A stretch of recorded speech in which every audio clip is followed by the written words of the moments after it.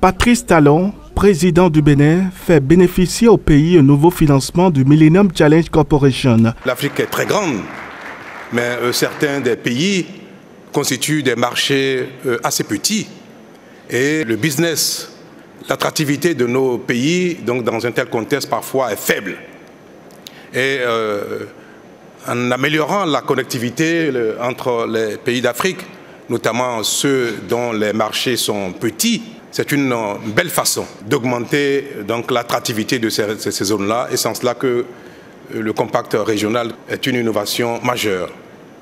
Je voudrais inviter ou prier le MCC, notamment sa directrice générale, les autorités américaines, de persévérer dans cette voie-là et que bientôt nous puissions initier des compacts qui seront orientés vers la promotion d'investissements américains privés dans nos pays.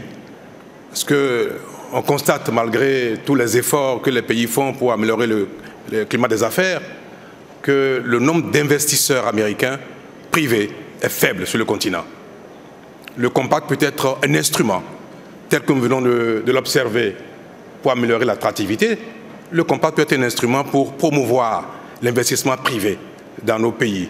Parce que le développement ne peut pas venir durablement rien qu'avec les investissements dans les infrastructures, avec les investissements dans tout ce qui concerne les bases pour le développement. Mais pour qu'il soit réel, il faut effectivement que des investissements privés viennent sur ce continent. C'est le seul moyen de créer du développement réel, durable. L'attractivité de l'Afrique doit être un élément dans le rapport entre les États-Unis et chacun de nos pays pour que le privé prenne le relais des efforts que font les uns et les autres dans la promotion de l'économie africaine.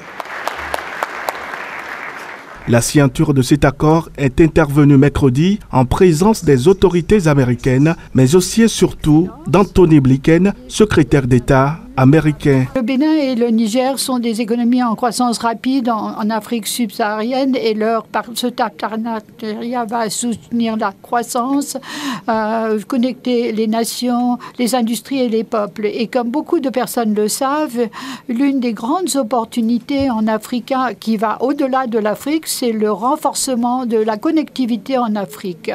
Comme nous l'avons vu au fil des années, l'Afrique a plus de commerce avec les pays à l'extérieur du continent qu'en Afrique elle-même, ce qui n'est pas normal. Et cette connectivité va permettre de le faire, comme le groupe le sait bien.